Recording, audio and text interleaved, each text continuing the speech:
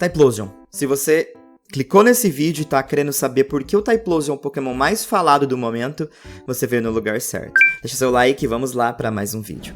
Esse vídeo conta com um suposto vazamento de informações da Game Freak, onde mais de 1 terabyte de dados foi coletado. Contudo, nem metade desses arquivos está disponível ainda. Devido ao volume de bytes armazenados, a comunidade apelidou o vazamento de Teraleak. Até agora, foram divulgados beta sprites de Pokémons antigos, informações de jogos antigos, detalhes sobre futuros lançamentos dos jogos Pokémon, spoilers do anime Pokémon e até alguns supostos relatos de funcionários com comportamentos problemáticos. É claro que, com tanto conteúdo, existe a possibilidade de algumas fake news estarem embaralhadas nisso tudo. Mas tudo o que você ouvir aqui foi de fato encontrado nesses arquivos.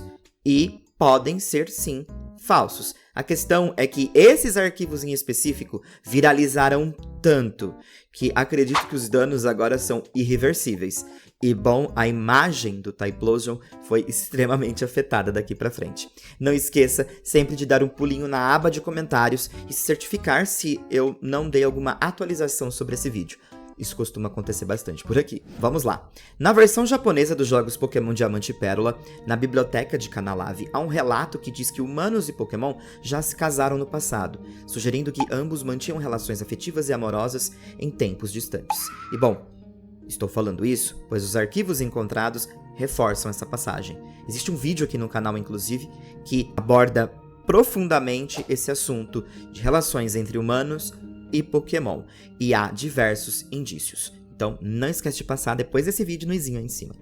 No entanto, os textos vazados vão além e trazem detalhes de eventos que deixaram os fãs completamente boquiabertos. Nas redes sociais, Typhlosion, até a produção desse vídeo, se encontra no Trend Topics e é um dos assuntos mais falados. Embora devo concordar que a história do Slakoth é ainda mais perturbadora. Mas aqui não vou medir quem é mais perturbador. Simplesmente tudo aqui é bizarro. Parece que, seja lá, quem criou essas informações estava realmente a fim de fazer uma creepypasta perturbadora.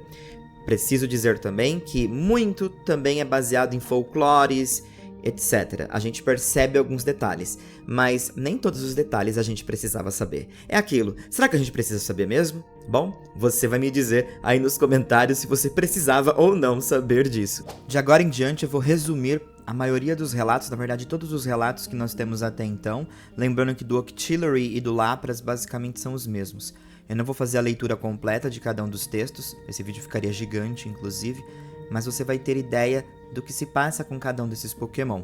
Também vou evitar ler os textos, porque há muitas palavras que podem prejudicar o canal no meio desses textos, para você ter noção de como eles são. Mesmo assim, você vai sair daqui, pelo menos, informado e sabendo do que se trata. Bom, bora lá pro resumo. Na maioria dessas histórias, é um conto sobre humanos se relacionando com Pokémon, e muitas dessas histórias há casos onde os humanos acabam tendo filhos com esses Pokémon. Em muitos casos, inclusive, esses filhos são Pokémon, mas alguns acabam se tornando humanos, tá? Por exemplo, nós temos um conto da Rapidash, onde ela quer passar uma lição de moral sobre caça ali para um dos caçadores que mora próximo a ela, e ela acaba casando com esse caçador em troca da vida dela, e ela acaba meio que, assim, pra mim parece que ela arma uma arapuca pra esse cara, né? No final das contas, eles têm muitos filhos, muitas pônitas, mas ela consegue fazer, num eventual dia assim, ele acabar matando sem querer o outro caçador, né? Atingindo ele com uma flecha. E aí ela tenta passar uma lição de moral para ele sobre caça. Temos outras histórias que são um pouco mais bizarras, como a do Octillery e do Lapras, que um homem encontrava um Octillery ou Lapras encalhado no meio da praia e acabava tendo relações com esse Pokémon. E no final ele teve um filho com esse Pokémon e depois ele morreu. Esse jovem, né, fruto de um Pokémon e de um humano, se tornou um jovem que acabou encontrando uma espada no meio da praia e passou a matar diversos ursaringues com essa espada. E no final da história, um Ursaring bem velho que sabia, né, de todas essas loucuras que esse jovem já havia feito no passado, eles lutam até a morte, em vingança do próprio Ursaring mais velho por toda a matança que esse jovem fez. Pois é. Existe também a história de amor trágica entre uma Ursaring e 2 caçadores. Um dos caçadores era mais velho, sempre caçava Ursaringues e chegou a dizimar uma floresta de Ursaringues. Eles comiam a carne desse Ursaring para ficarem mais fortes e a pele deles mantinha os caçadores aquecidos. O irmão mais novo desse caçador, ele não era muito bom em caça, então ele sempre coletava frutas.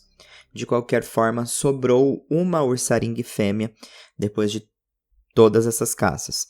E ela acabou se casando com o caçador mais novo. Depois de um tempo, e irritado, o caçador mais velho acabou matando a esposa Ursaring do seu irmão mais novo. E quando o irmão mais novo ficou sabendo, coletou todos os vestígios, os restos mortais de sua esposa Ursaring e desapareceu na floresta. Então tem vários casos aí, como vocês podem perceber, de amor entre Pokémon e humano. E aí as coisas vão ficando mais perversas e mais complicadas quando você chega no momento da história do Slakoth e do Typhlosion. No caso do Slakoth, particularmente eu acho assim bem bizarra, é o caso de uma mulher e seus amigos que matavam Slakoths e Vigoroths numa floresta. Eles se divertiam, era um pessoal muito entediado e na matança achava um prazer em matar esses Pokémon. Eventualmente um dia essa mulher, solitária numa floresta, acabou encontrando um Slakoth, provavelmente ela queria matar ele também, só que ela acabou caindo e se machucando, e encontrou com diversos Vigoroths e Slakoths na floresta. E ela percebeu que muitos deles estavam com cicatrizes, etc. E ela depois percebeu que, depois que ela correu para o fundo da floresta, ela percebeu que esses Slakoths eram Slakoths que ela e os amigos dela já haviam torturado. E muitos cadáveres de Slakoths e Vigoroths também estavam próximos a um lago e estavam jogando seus amigos, outros Slakoths e Vigoroths que estavam mortos no lago, né? Parece uma espécie de ritual para, enfim, eles morreram, segue em frente. Um desses Vigoroths acabou atacando ela, ela perdeu a consciência e depois ela acorda já no caminho para a casa dela, meio perdida. E aí, um tempo passa e ela percebe que ela está grávida. Ela dá à luz a um menino, mas esse menino não é bem uma criança humana, é um Slakoth. A partir daí vocês, enfim, podem interpretar o que aconteceu. E seus amigos, depois que, enfim, sempre costumaram a fazer mal aos Slakoths, acabaram encontrando o filho, a amiga. Eles acabaram também dando o mesmo destino desse Slakoth, igual aos outros Slakoths e Vigoroths que eles ceifavam quando encontravam. A mulher viu o que aconteceu, pegou o seu filho Slakoth no colo, correu até o meio da floresta, foi até o lago dos Slakoths e Vigoroths. Com seu filho em suas mãos, se jogou no lago. Depois disso, seus amigos com os Slakoths e Vigoroths e passaram a se respeitar. E por fim a gente chega na história do Typhlosion. É uma menina que estava na floresta buscando galhos, até acaba encontrando ali alguns vestígios de Typhlosion pelo caminho, acaba encontrando um homem. Esse homem percebe que essa menina vai se atrasar para chegar em casa, porque o sol já estava se pondo, e convida ela para vir na casa dele, passar a noite, e no outro dia ele iria levar ela para casa. Ela aceita. Ela vai com ele, entra na caverna dele, e ele diz que vai comer algumas frutas hoje à noite e vai dividir com ela. Ele sai da caverna e de longe dá para perceber um raio de luz vermelho. E depois ele retorna com algumas frutas. Eles comem e vão dormir. E ele sempre tinha uma regra com ela quando ela ia dormir. Se ela acordasse primeiro, ela nunca poderia olhar para a cara dele. E ela aceita aquilo de bom grado e, enfim, vai dormir. No outro dia, eles acordam e novamente ele vai buscar frutas. Isso já tá no pôr do sol, o dia passou muito mais do que ela esperava. A luz vermelha volta a aparecer lá de fora e ele retorna com as frutas. E aí vira um ciclo, né? Uma rotina onde isso fica acontecendo todos os dias. Até o momento que ela diz que ela precisa encontrar com a família dela, eles estão preocupados. O homem se faz de desentendido, boceja e dá um tapinha na cabeça dela, e eles vão comer e dormir de novo.